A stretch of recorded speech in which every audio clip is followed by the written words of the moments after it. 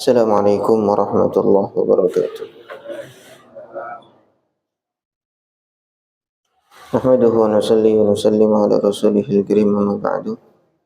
Inilah jemaah salat subuh yang dimulakan Allah.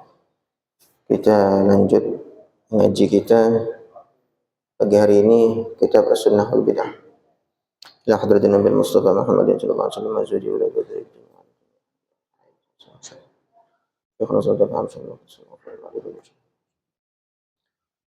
Oleh mu'allif hadzal kitab Syekh Abdullah Al-Fatihah. A'udzu billahi minasy syaithanir rajim. Bismillahirrahmanirrahim. Alhamdulillahi rabbil alamin arrahmanir rahim. Maliki yaumiddin. Iyyaka na'budu wa iyyaka nasta'in. Ihdinas siratal mustaqim. Siratal ladzina an'amta 'alaihim ghairil maghdubi 'alaihim waladdallin. Bismillahirrahmanirrahim.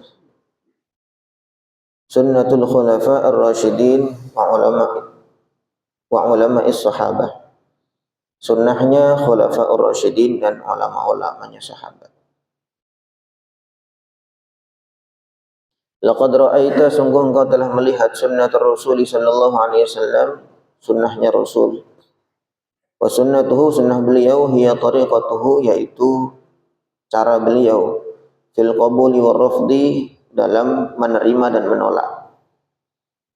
Wa ra'aita, dan engkau telah melihat biwuduhin, dengan jelas, annahu sallallahu alaihi wasallam, bahwa Nabi la yaruddu, tidaklah menolak, illa ma, kecuali perkara-perkara kana mu'aridun linnasi, yang bertentangan dengan nas. Nas maksudnya yang tersurat secara eksplisit dari sabda Nabi atau dari Al-Quran. Au kana mukhalifan lihadihi, atau bertentangan dengan arahan atau petunjuk Nabi sallallahu alaihi wasallam. Au, yang beliau tolak juga, au tatarattabu alaihi mafsadatun, atau timbul mafsadah, timbul kerusakan setelah mengerjakan amal tersebut, yang beliau tolak. Au laisa huwa minasyar'il ladzi jaa'a bihi aslan, atau beliau menolak sesuatu yang memang bukan termasuk syariat sama sekali, bukan termasuk syariat yang beliau bawa. Itu di bab-bab awal kita sudah melihat bagaimana sikap Nabi Shallallahu Alaihi Wasallam terhadap hal-hal yang baru yang dikerjakan di hadapan beliau.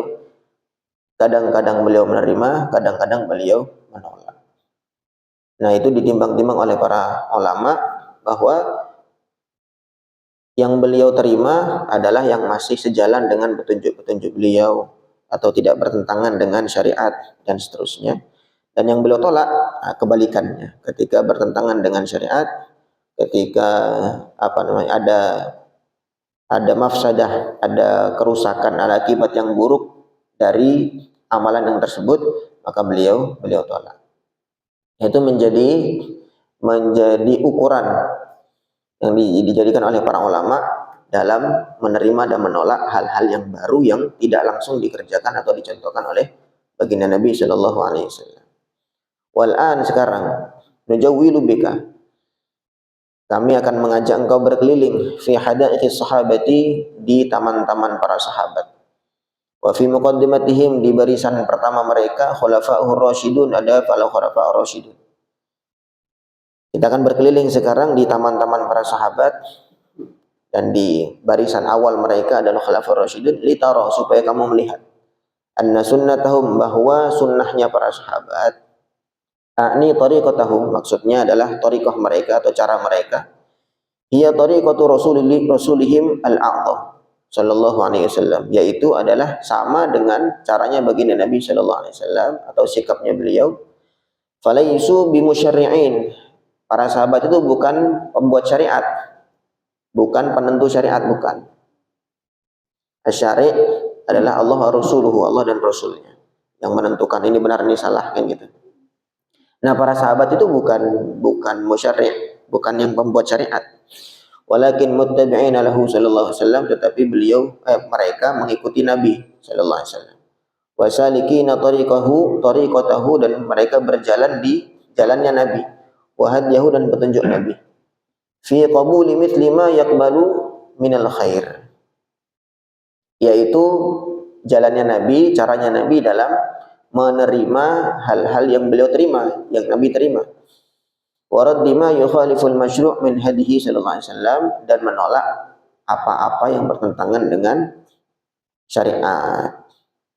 Wa annahum, dan sungguhnya para sahabat, idza atlaqu kalimat bid'atin, ketika mereka menggunakan kalimat bid'ah atau kata bid'ah, ala muhdatsin, terhadap sesuatu yang baru, perkara baru, min anwa'il khair, yang perkara baru itu termasuk kebaikan, termasuk jenis kebaikan. Fa inna ma yaqsiduna al-bid'atal lughawiyyata, sesungguhnya mereka itu menghendaki, yang mereka maksud adalah bid'ah secara bahasa. Bid'ah secara bahasa apa? Perkara baru. Bid'ah itu secara bahasa adalah perkara yang baru yang sebelumnya nggak ada contohnya. Contoh kayak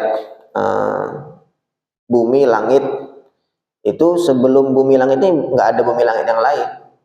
Maka Allah Subhanahu wa taala disebutkan dalam Al-Qur'an badi'us samawati wal ard.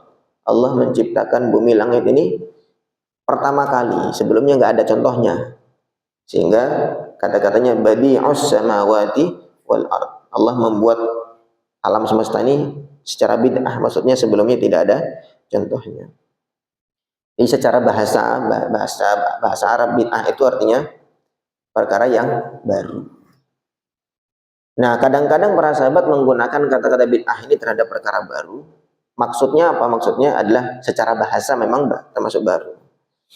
Bukan bid'ah yang dikatakan sesat, yang bertentangan dengan syariat itu. Allati tashtamilu 'alal mahmudi wal madmum, yang mana bid'ah secara bahasa itu mencakup hal-hal yang terpuji dan hal yang tercela. Pokoknya apapun yang baru bisa dikatakan bid'ah, entah itu perkara baik ataupun perkara buruk. Kalau itu perkaranya tidak pernah ada contoh sebelumnya, maka itu bisa dikatakan bid'ah secara bahasa.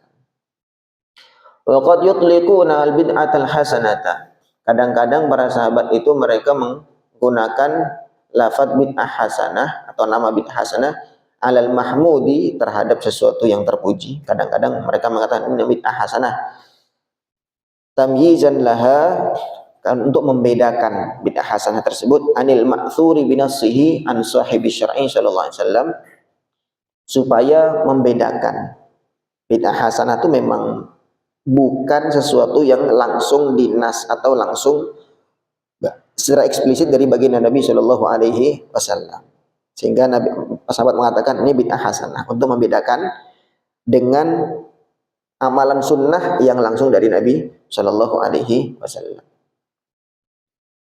Walaupun sebenarnya para ulama mereka kadang-kadang memberi penjelasan bahwa bid'ah hasanah perkara yang baru dan masuk dalam kebaikan, itu bisa juga dikatakan sebagai sunnah. Sebagai sunnah, namanya sunnah mustambaqah, sunnah yang diambil kesimpulan dari dikiaskan dengan sunnah-sunnah yang lain. Karena ini tidak ada contohnya, maka disebut dengan sunnah mustambaqah. Misalkan kayak kemarin bacaan berdiri dari ruku, ketika Nabi mengucapkan sami Allahu liman hamidah, maka biasanya yang umumnya kita dengar, yang kita baca Rabbana lakal hamdu mil'us samawati wa mil'ul ardi, dan seterusnya. Maka ada sahabat ketika i'tidal mengeraskan suara mengatakan Rabbana lakal hamdu hamdan katsiran thayyiban mubarakan fi. Itu kan sama Nabi nggak dikasih contoh seperti itu. Memang dalam i'tidal ketika imam mengucapkan sami Allahu liman hamidah, semoga Allah mendengar orang-orang yang memuji Allah. Maka pujian itu ya sudah, yang penting pujian, kan begitu. Yang penting pujian. Nah, pujian yang redaksi dari Nabi ya Rabbana lakal hamdu mil'us samawati, dan seterusnya itu. Nah, kemudian ada sahabat yang punya redaksi lain. Rabbana lakal hamdu hamdan katsiran thayyiban mubarakan fi. Maka Nabi tanya, siapa tadi yang mengucapkan? Oh, saya ya Rasul. Nabi mengatakan, saya melihat sekian puluh malaikat berebutan untuk mencatat kebaikan dari ucapan itu. Nah, ini ucapan tadi itu bid'ah bukan? Bid'ah karena dari sisi bahasa dia baru, tidak ada contoh sebelumnya. Tetapi karena tidak bertentangan dengan syariat, masih sejalan dengan arahan secara umum, yaitu ketika bangun dari rukuk kita memuji-muji Allah Subhanahu wa taala, maka bisa juga dikatakan sebagai sunnah. Karena sunnahnya bukan sunnah langsung secara jelas dari Nabi sallallahu alaihi wasallam, maka dikatakan sebagai sunnah mustambatah. Kalau para ulama mengatakan begitu, sunnah yang diambil kesimpulan karena masih cocok dengan sunnah-sunnah yang diajarkan oleh Nabi. Begitu. Jadi dikatakan bid'ah hasanah bisa, dikatakan sunnah juga bisa. Maka para sahabat kadang-kadang mengatakan ini bid'ah hasanah itu supaya membedakan. Ini memang bukan sunnah langsung dari Nabi, begitu loh. Karena sunnah yang diambil kesimpulan dari pemahaman para sahabat radhiyallahu taala. Waqad yaquluna, kadang-kadang mereka mengatakan waqad yaquluna muhdats. Kadang-kadang para sahabat menggunakan kata-kata muhdats. Wal muhdats artinya muhdats itu perkara yang baru. Nah, sedangkan perkara baru fihil mahmudu, di antara perkara yang baru itu ada yang terpuji. Wa huwa alladhi yashhadu lahu syahidun minasyari'ati bil qabul, yaitu perkara baru adalah hal-hal yang diterima oleh syariat. Wa fihi al-madmum, di antara perkara yang baru juga ada yang tercela, ada yang buruk juga. Wa huwa alladhi syahidat asy-syari'atu lahu birraddi, yaitu yang secara syariat setelah ditimbang oleh syariat itu ditolak atau tidak termasuk dalam syariat. Li'annahu laisa minha, karena bukan masuk dalam kategori syariat, au musadiman laha, atau bertentangan atau bertabrakan dengan syariat. Itu perkara yang baru. Kadang-kadang para ulama para sahabat menggunakan kata muhdats. Muhdats apa? Ya perkara baru. Sedangkan perkara baru enggak semuanya buruk, tidak semuanya juga baik. Wa hadzal qismu, maka bagian ini min amali sahabati adalah bagian dari amal-amal para sahabat radhiyallahu ta'ala anhum.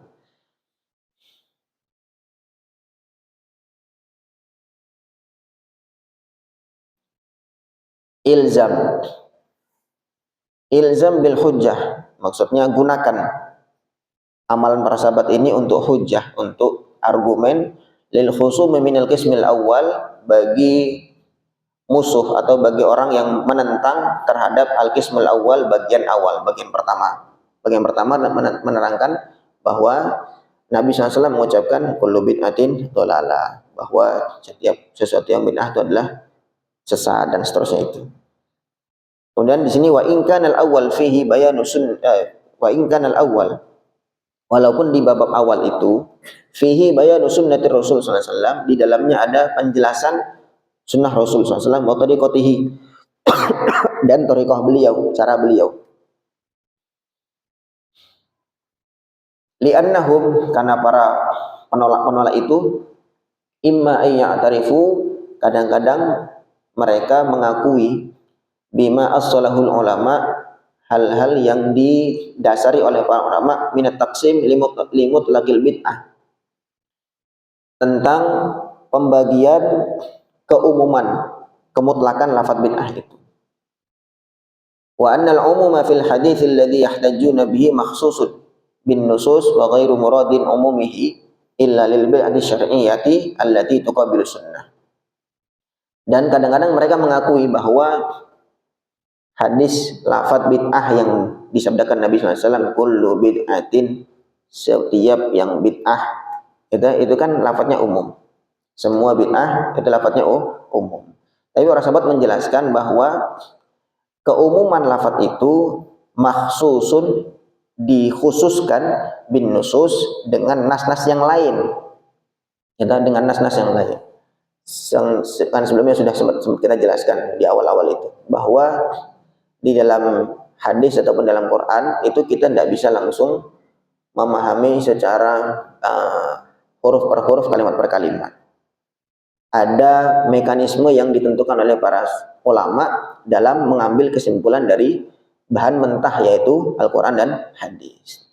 Dari Quran hadis itu nanti ada lafaz yang mutlak, ada yang muqayyad, ada yang am, ada yang makhsus, ada yang am, ada yang khos, ada yang amun makhsus atau amun urida bil khusus dan seterusnya. Itu kita mengenali bentuk-bentuk kata di dalam hadis atau Quran untuk bisa mengambil kesimpulan yang benar, gitu loh.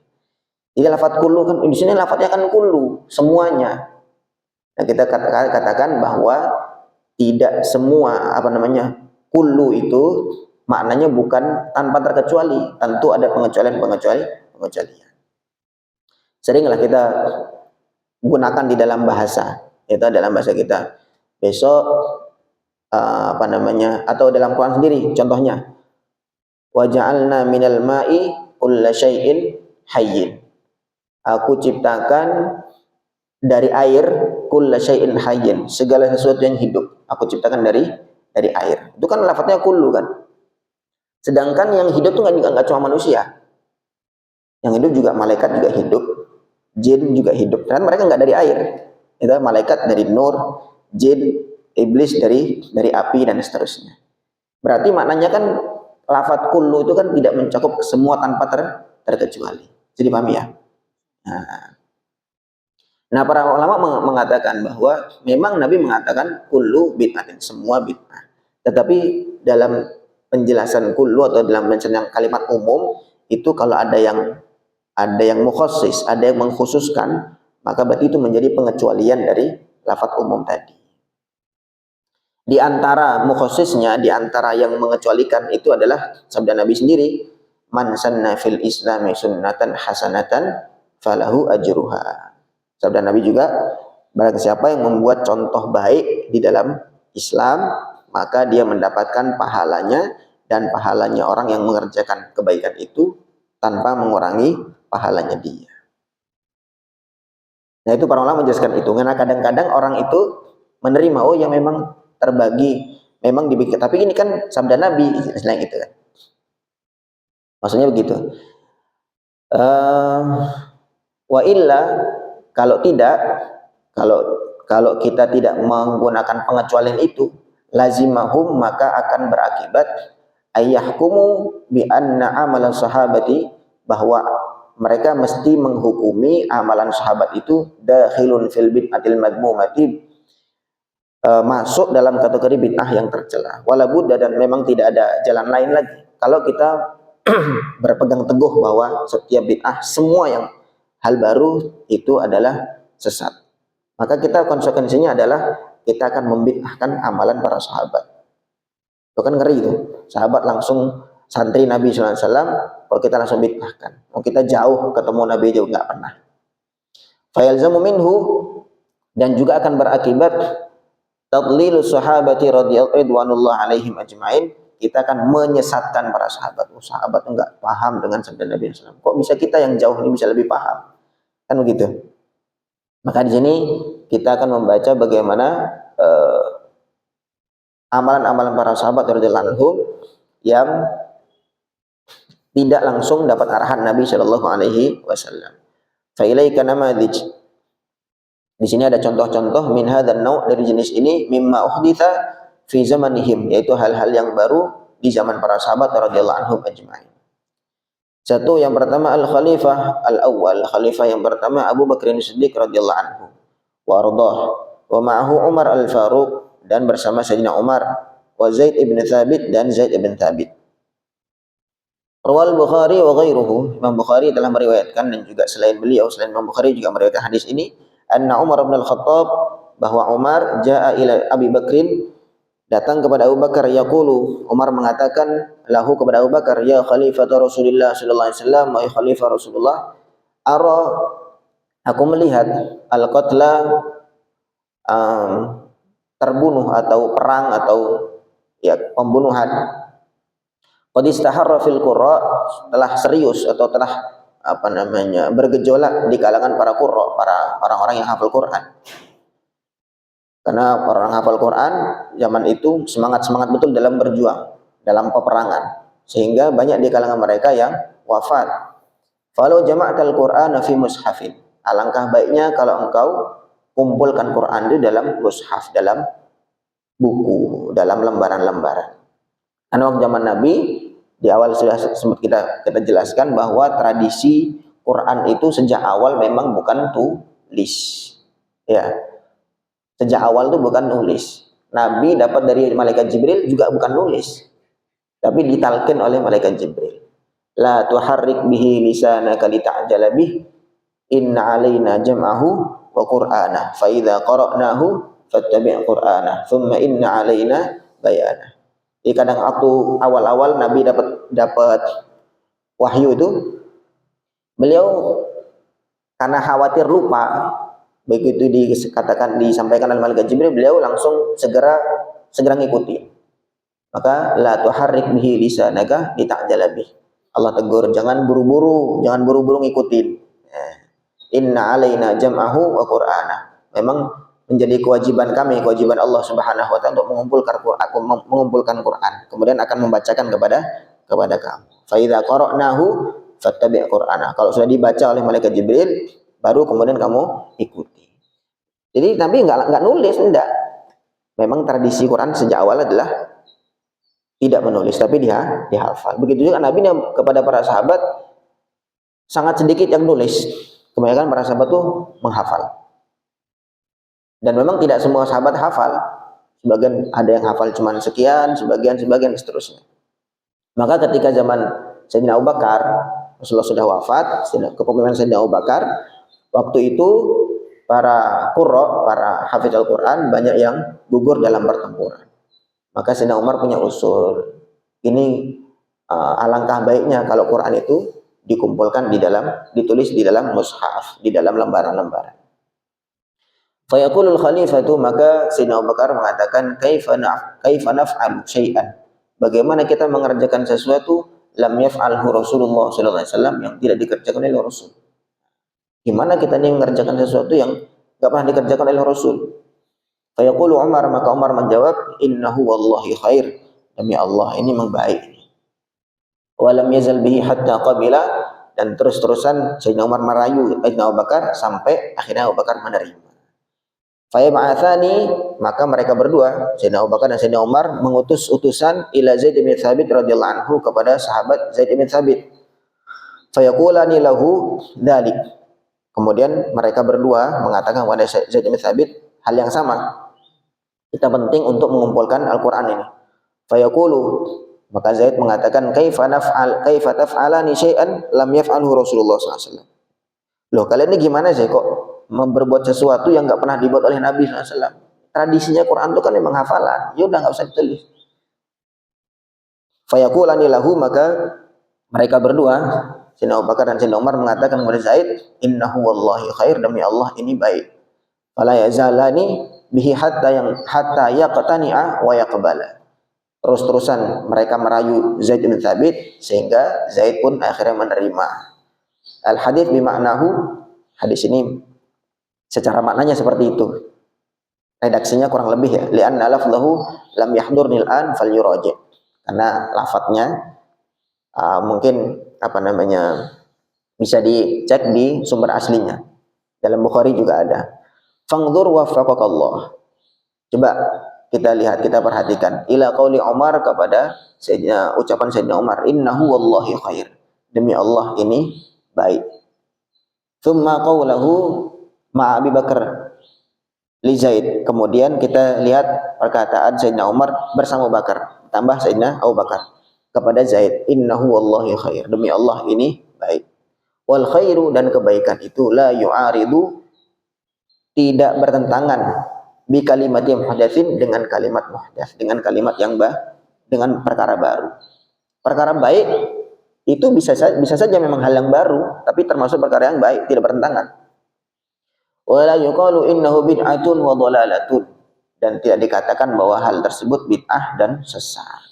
Perkara baru, kalau itu perkara baik, maka tidak dikatakan bid'ah dan juga sesat. Fatara, maka engkau lihat, annahum salasatuhum, mereka bertiga, mujmi'una ala annahu amrun muhdats, mereka sepakat bertiga ini, Sayyidina Umar, Sayyidina Abu Bakar, Zaid bin Thabit, mereka sepakat semua ala annahu amrun muhdats, bahwa yang mereka kerjakan itu perkara baru.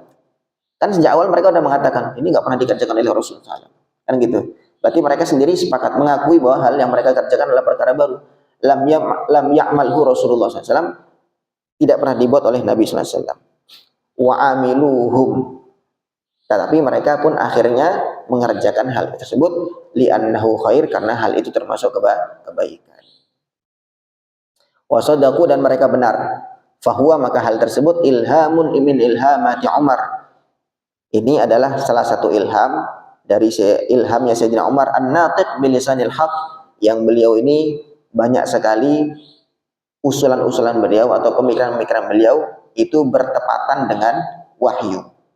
Kalau kita baca manaqibnya Sayyidina Umar, banyak sekali pendapat Sayyidina Umar itu ketika mengusulkan kepada Nabi disetujui. Kemudian Quran itu turun, ayat Quran itu sesuai dengan usulan Sayyidina Umar radhiyallahu taala. Alladzi wafaqa hadi rabbih, yang sesuai dengan petunjuk Tuhannya. Inna nahnu nazzalna dzikra wa inna lahu lahafizun. Alaysa amaluhuma hadza minad din? Tidakkah amalannya Sayyidina Abu Bakar dan Sayyidina Umar ini termasuk agama? Innahu wallahi aslun min usuluddin. Demi Allah bahwa Al-Quran itu adalah dasar atau fondasi agama.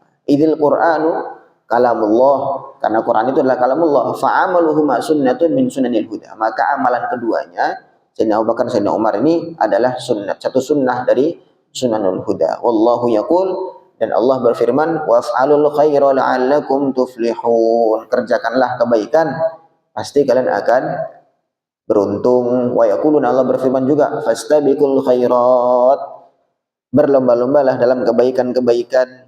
Fama kana khairan mahdhan, maka hal-hal yang merupakan kebaikan, fahuwa minad dini wa laysa bid'atan dhalalatan, maka itu termasuk agama dan bukan termasuk bid'ah yang sesat. Wa in kana muhdatsan, walaupun hal tersebut baru, enggak ada contoh sebelumnya.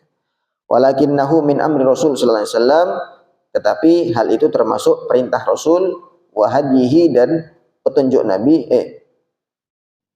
wa hadihi dan petunjuk Nabi sallallahu alaihi wasallam, termasuk petunjuk Nabi. Tashhadu lahu qawaiduhu wa nususuhu, yang dikuatkan oleh kaidah-kaidah yang dari Nabi sallallahu alaihi wasallam dan nas-nas dari beliau langsung. Wa tasarrufat Rasulullah sallallahu alaihi wasallam, dan amalan-amalan Rasulullah sallallahu alaihi wasallam, wa sunnatuhu dan juga sunnah beliau, wa tariqatuhu wa adatuhu fi kulli khair, dan cara-cara beliau, sikap-sikap beliau dalam segala hal kebaikan. Wallahu alam. Jadi ini contoh pertama, para sahabat mengerjakan sesuatu yang mereka sendiri sepakat bahwa ini termasuk sesuatu yang tidak pernah dicontohkan oleh Nabi SAW. Tetapi karena kebaikan, maka tidak dikatakan sebagai bid'ah.